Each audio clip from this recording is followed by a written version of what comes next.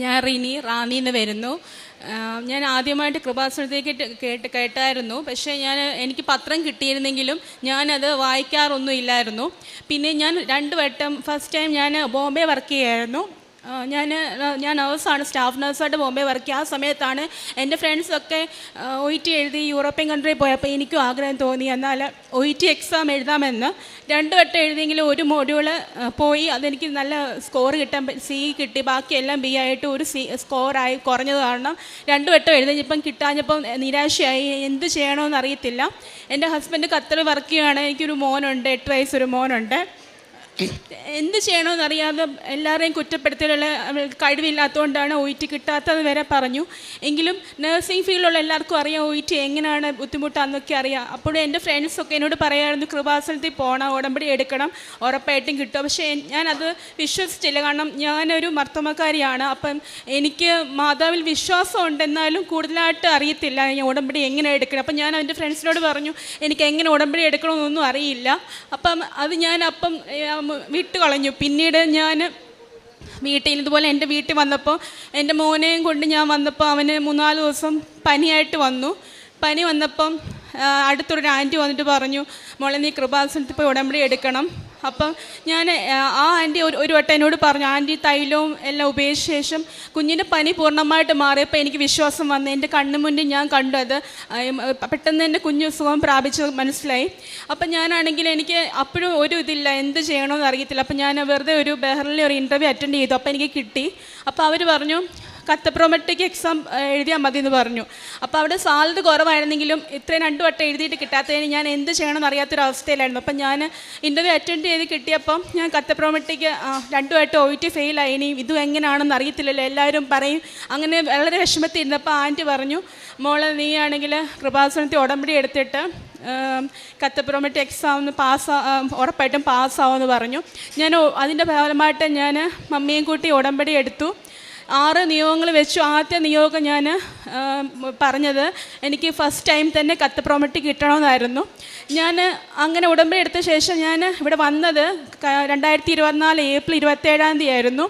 എൻ്റെ എക്സാം ഈ മെയ്യിലായിരുന്നു. അപ്പം ഞാൻ 10 ദിവസത്തെ ക്രഷ് കോഴ്സിന് ഞാൻ പോയായിരുന്നു. എന്നാൽ എനിക്കിപ്പം ഉള്ളിലാണെങ്കിൽ ഭയങ്കര വിഷമമായിരുന്നു, എനിക്ക് കിട്ടുമോ എന്നുള്ള സംശയമായിരുന്നു. ഞാൻ ആ എക്സാം ദിവസം ഞാൻ ഈ ഉടമ്പടി പറയുന്ന പ്രകാരം ഞാൻ ഉപ്പും എല്ലാം തൈലവും എല്ലാം കുരിശ് വെച്ച് പ്രാർത്ഥിച്ചു. വിശ്വാസ പ്രമാണവും നന്മ നിറഞ്ഞ മറിയമൊക്കെ ചൊല്ലിയിട്ടാണ് ഞാൻ പോയത്. തിരുവനന്തപുരത്തായിരുന്നു എക്സാം സെൻറ്റർ. അപ്പോൾ അതിന് കയറുന്നതിന് മുമ്പ് ഞാൻ വിശുദ്ധ തൈലവും നെറ്റി പുരട്ടി ഞാൻ എല്ലാം വിശ്വാസ പ്രമാണമൊക്കെ ചൊല്ലിയിട്ടാണ് അകത്ത് കയറിയത്. ഫസ്റ്റ് ടൈം കത്തപ്രോമെട്രിക്കിൻ്റെ എക്സാം സ്റ്റാർട്ട് ചെയ്ത് ഞങ്ങൾക്കാണെങ്കിൽ 1.5 മണിക്കൂറേ ഉള്ളൂ. അപ്പം ഇങ്ങനെ സ്റ്റാർട്ടിങ് കയറിയപ്പോൾ തമ്മിൽ ടൈമിങ് കാണിച്ച് തുടങ്ങും. അപ്പം തന്നെ 2-3-4-5 ക്വസ്റ്റ്യൻ ഈസി ആയിരുന്നു. അപ്പം തന്നെ ഈ സിസ്റ്റം അങ്ങ് ഓഫായിപ്പോയി. വീണ്ടും ടൈം പൊയ്ക്കൊണ്ടിരിക്കുകയാണ്. അപ്പോൾ വീണ്ടും അവർ ഓണാക്കി തരും. അപ്പോൾ എൻ്റെ ടൈം ഇപ്പോൾ എനിക്ക് ടെൻഷനായി. അപ്പം വീണ്ടും അവർ പിന്നെ വന്ന് പറഞ്ഞിട്ടു ഫുൾ സിസ്റ്റം ഓഫാക്കിയിട്ട് പറഞ്ഞു തൊട്ട് വീണ്ടും സ്റ്റാർട്ട് ചെയ്യാമെന്ന് പറഞ്ഞു.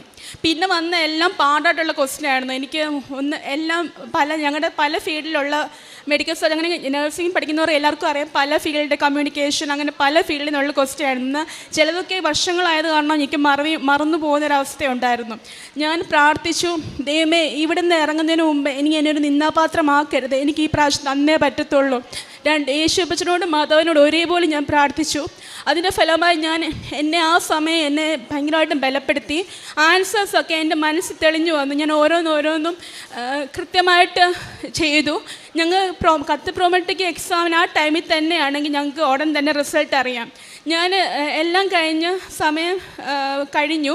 അപ്പം ഞാൻ സ്ക്രീനിൽ നോക്കിയപ്പോൾ പാസ് എന്നാണ് കാണിച്ചത്. എനിക്ക് സന്തോഷമാണോ കരയാനാണോ എന്നറിയത്തില്ല. ഞാൻ ഇറങ്ങി കരയുമായിരുന്നു, വെളിയിരുന്ന് ഭയങ്കരമായിട്ടും കരഞ്ഞു. അപ്പോൾ എൻ്റെ കൂടെ ഉള്ളവർ ചോദിച്ചു, ചേച്ചി വിഷമിക്കേണ്ട, അടുത്ത പ്രാവശ്യം നമുക്ക് എഴുതാം. അപ്പം ഞാൻ പറഞ്ഞു എനിക്ക് കിട്ടാത്തതിനല്ല കിട്ടിയതിനുള്ള സന്തോഷം കൊണ്ടാന്ന് പറഞ്ഞ് എനിക്ക് ഭയങ്കരമായിട്ടും സന്തോഷം തോന്നി. പിന്നീട് എൻ്റെ ഹസ്ബൻഡ് ഓൾറെഡി ഖത്തറിലായതുകൊണ്ട് ഞാൻ വിചാരിച്ചു എന്തിന് ഞാൻ ബഹ്റിനിൽ പോകണം, ഞാനെന്നാൽ ഖത്തറിലേക്കുള്ളൊരു ഇൻ്റർവ്യൂ അറ്റൻഡ് ചെയ്യാമെന്ന് വിചാരിച്ചു. അങ്ങനെ ഞാനത് അറ്റൻഡ് ചെയ്തപ്പോൾ എനിക്കത് കിട്ടി. എന്നിട്ട് അതിൻ്റെ എല്ലാ വിസ എല്ലാം വന്ന ശേഷം പെട്ടെന്ന് അത് റിജക്റ്റ് ആയിപ്പോയി. ടിക്കറ്റ് വരാൻ ഒരാഴ്ച ഉണ്ടായിരുന്നു, അപ്പോൾ റിജക്റ്റായി. അപ്പോഴും എനിക്ക് വീണ്ടും നിരാശയായി. ഇനി എന്താ എനിക്കിങ്ങനെ വരുന്നതെന്നുള്ള വിഷമമായിരുന്നു. അപ്പോൾ ഈ ഉടമ്പടി പറയുന്ന പ്രകാരം ഞാൻ ചെയ്യുന്നുണ്ടായിരുന്നു. പക്ഷേ ഇടയ്ക്ക് ഞാൻ ഉഴപ്പി പോയതെന്ന് ഈ പ്രത്യക്ഷ പ്രാർത്ഥന ചൊല്ലാനൊക്കെ ഉഴപ്പി. അപ്പോൾ എനിക്ക് തോന്നി ഞാൻ ഉഴപ്പിയതിൻ്റെ ഫലമായിട്ട്. പക്ഷേ ഞാൻ ബൈബിളൊക്കെ വായിക്കുന്നുണ്ടായിരുന്നു, അരമണിക്കൂറൊക്കെ വായിക്കുമായിരുന്നു. പിന്നെ ഇതെടുത്തതിന് ഫലമായിട്ട് നമ്മൾ കൂടുതൽ ദൈവത്തെ അറിയാൻ മുഖാന്തരമായി. അങ്ങനെ ഞാൻ രണ്ടാമത് വീണ്ടും ഞാൻ വേറൊരു ഏജൻസിയിൽ അപ്ലൈ ചെയ്തു. അപ്പോൾ അവിടെ നിന്നെല്ലാം ഫാസ്റ്റായിട്ട് ഞാൻ വേറെ ഹോസ്പിറ്റലിൽ ഇൻ്റർവ്യൂ അറ്റൻഡ് ചെയ്തപ്പോൾ അതും കിട്ടി. അതിൻ്റെ എല്ലാം പ്രോസസ്സിങ് പെട്ടെന്ന് ഫാസ്റ്റായി. രണ്ടാമത്തെ ഉടമ്പടി ഞാൻ പുതുക്കി. അപ്പം ഫാസ്റ്റായിട്ട് നടന്നു. ഈ വരുന്ന 24 ഞാൻ ഖത്തറിന് പോവുകയാണ്.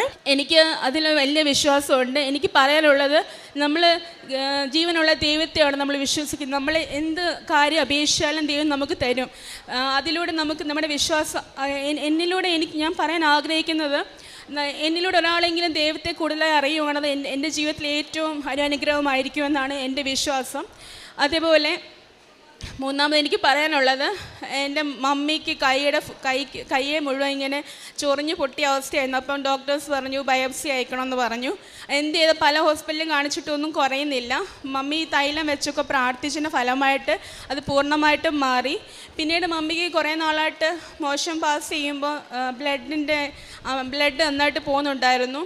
അപ്പം ഞങ്ങൾ ഹോസ്പിറ്റലിൽ പോയപ്പോൾ എൻഡോസ്കോപ്പി ചെയ്യണമെന്ന് പറഞ്ഞു. അപ്പം ഞാൻ പറഞ്ഞു, മാതാവേ യേശുപ്പച്ചനോട് പറയണ മമ്മിക്കൊരു കുഴപ്പം കാണില്ല, ഞാനൊരു കുഴപ്പമില്ലെന്ന് റിപ്പോർട്ട് വരുവാണെങ്കിൽ ഞാൻ വന്ന് സാക്ഷ്യം പറഞ്ഞോളാമെന്ന് പറഞ്ഞു. അതിൻ്റെ ഫലമായിട്ട് യാതൊരു പ്രശ്നവുമില്ല, ബയോപ്സി ചെറിയ പൈൽസിൻ്റെ ആരംഭം, അല്ലാതെ വേറെ പേടിക്കാനൊന്നും ഇല്ലെന്ന് പറഞ്ഞു. അങ്ങനെ എനിക്ക് ദൈവം 3 കാര്യങ്ങളാണ് സാധിച്ചു തന്നത്. പിന്നെ ഞാൻ പറയുന്ന ഞാൻ 6 നിയമങ്ങൾ വെച്ചിട്ടുണ്ട്, 3 നിയമങ്ങൾ സാധിച്ചു. പിന്നീട് ഇപ്പോൾ 3ാമത് പുതുക്കി. എനിക്ക് വിശ്വാസമുണ്ട് ബാക്കിയുള്ള നിയമങ്ങളെല്ലാം എനിക്ക് സാധിച്ചു തരുമെന്ന്.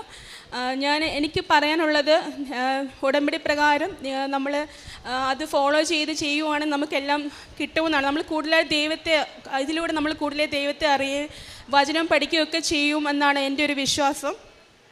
പിന്നീട് ഞാൻ പ്രേക്ഷിത പ്രവർത്തനം ഇവിടെ നിന്ന് പത്രം ഞാൻ ബസ് സ്റ്റാൻഡിലും ഒക്കെ കൊടുത്തിട്ടുണ്ട്. ഞാൻ പ്രാർത്ഥിച്ചുകൊണ്ട് എന്നിലൂടെ ഒരാളെങ്കിലും ദൈവത്തെ അറിയണമെന്നുള്ള ഒരു ഇതുണ്ടായിരുന്നു എനിക്ക്. അങ്ങനെ ഞാൻ എന്നെ കഴിയുന്ന രീതിയിൽ ഞാൻ പ്രേക്ഷിത പ്രവർത്തനം ചെയ്യുകയും ചെയ്തു. സങ്കീർത്തനം 23 പ്രകാരം കർത്താവാണ് എൻ്റെ ഇടയൻ, എനിക്കൊന്നിനും കുറവുണ്ടാവുകയില്ല. നമ്മളെ നയിക്കുന്ന ഇടയൻ ദൈവമാണ് എന്നുള്ള വലിയൊരു വിശ്വാസം എപ്പോഴും നമ്മളുടെ കൂടെ ഉണ്ടായിരിക്കണം. ഇപ്പോൾ ഈ സഹോദരി പറഞ്ഞതുപോലെ എൻ്റെ ഈ ഒരു സാക്ഷ്യം കാണുമ്പോൾ ആരെങ്കിലുമൊക്കെ ഈശോയിലേക്ക് തിരിയുവാനുള്ളൊരു കൃപയുണ്ടാകണമെന്നുള്ളൊരു പ്രാർത്ഥന ഉടമ്പടി ചെയ്യുന്ന എല്ലാ മക്കൾക്കും ഉണ്ടാകണം. എൻ്റെ നിയോഗം അത് സാധിച്ചു കിട്ടണം. അത് സാധിച്ചു കിട്ടുന്നതിലൂടെ ആരെങ്കിലുമൊക്കെ ഈശോയെ അറിയുവാനും ഈശോയ്ക്ക് അധിഷ്ഠിതമായിട്ട് ജീവിക്കുവാനും കൃപയുണ്ടാകണമെന്നൊരു പ്രാർത്ഥന ഉണ്ടാകണം. ശരിക്കും ഈ സഹോദരി ഇവിടെ വരുന്നത് പിന്നെ ഖത്തറിലേക്കുള്ള പ്രോമെട്രിക് എക്സാമിന് പാസ്സാകുന്ന കാര്യത്തിന് വേണ്ടിയാണ് ഇവിടെ വരുന്നത്. ഇവിടെ വന്ന് പ്രാർത്ഥിച്ചതിൻ്റെ ഫലമായിട്ട് ഫസ്റ്റ് അറ്റംപ്റ്റിൽ തന്നെ പൂർണ്ണമായിട്ടും കർത്താവ് ആ ഒരു കാര്യത്തെ ഏറ്റെടുക്കുകയും പ്രതികൂല സാഹചര്യങ്ങളും ബുദ്ധിമുട്ടുകളും വിഷമതകളും ഒക്കെ ഉണ്ടായിരുന്നു. അതെല്ലാം തരണം ചെയ്യാനുള്ള ശക്തി കൊടുത്തുകൊണ്ട് തന്നെ ആ ഒരു കാര്യത്തിൽ പരിശുദ്ധ അമ്മ ഈ സഹോദരിയെ സഹായിച്ചു. അത് പറയുന്നു, അമ്മയ്ക്ക് മോഷൻ്റെ ബുദ്ധിമുട്ടുണ്ടായിരുന്നു, ബ്ലഡിൻ്റെ അംശം ഉണ്ടായിരുന്നു. അതും പരിശുദ്ധ അമ്മയോട് പ്രാർത്ഥിക്കുകയും നേർച്ച വസ്തു ഉപയോഗിച്ചതിൻ്റെ ഭാഗമായിട്ട് അതും പൂർണ്ണമായിട്ടും പരിശുദ്ധ അമ്മ എടുത്തു മാറ്റുന്നു. നമുക്കറിയാം, നമ്മൾ ഓരോരുത്തർ നിങ്ങളെല്ലാവരും ഇവിടെ വന്നിരിക്കുന്നവരെ, ഈ സാക്ഷ്യം കാണുന്നവരെ, നിങ്ങൾക്കുമൊക്കെ ജീവിതത്തിൽ ചെറുതും വലുതുമായിട്ടുള്ള നിയോഗങ്ങളുള്ളവരാണ്, നമ്മളുടെ വ്യക്തിപരമായിട്ടുള്ള നിയോഗങ്ങളില്ല. പക്ഷെ ഒരു കാര്യം മാത്രം മനസ്സിലാക്കുക, കർത്താവിൽ ശരണപ്പെടുന്നവരാരും നിരാശരാവുകയില്ല. അത് പരിശുദ്ധമ്മയുടെ മധ്യസ്ഥതയിൽ ആത്മാർത്ഥമായിട്ടാണ് നമ്മളത് ചെയ്യുന്നതെങ്കിൽ ഒരിക്കലും നിങ്ങൾക്ക് നിരാശപ്പെടേണ്ടി വരികയില്ല. കർത്താവ് നിങ്ങളുടെ കൂടെ വരികയും നിങ്ങളെ ആശ്വസിപ്പിക്കുകയും ചെയ്യും. യോഹന്നാൻ്റെ 14:18 ഞാൻ നിങ്ങളുടെ അടുത്തേക്ക് വരികയും ഞാൻ നിങ്ങളെ ആശ്വസിപ്പിക്കുകയും ചെയ്യുമെന്നുള്ളത്. കർത്താവ് നിങ്ങളുടെ അടുത്തേക്ക് വരും, നിങ്ങളെ ആശ്വസിപ്പിക്കും, നിങ്ങളെ സഹായിക്കും. ഈ സഹോദരിലൂടെ കർത്താവിൻ്റെ നാമം മഹത്വപ്പെട്ടതിന് കരങ്ങളടിച്ച് നമുക്ക് ദൈവത്തെ മഹത്വപ്പെടുത്താം. അത്യപൂർവ ദൈവാനുഭവങ്ങൾ ഇനി നിങ്ങൾക്കും സ്വന്തം. ഈ യൂട്യൂബ് ചാനൽ ഇതുവരെ സബ്സ്ക്രൈബ് ചെയ്തിട്ടില്ലെങ്കിൽ ഇപ്പോൾ തന്നെ സബ്സ്ക്രൈബ് ചെയ്യുക. ഈ വീഡിയോ ഇപ്പോൾ തന്നെ നിങ്ങളുടെ സുഹൃത്തുക്കൾക്ക് ഷെയർ ചെയ്തുകൊണ്ട് കർത്താവിൻ്റെ പ്രേക്ഷിതരാകുക.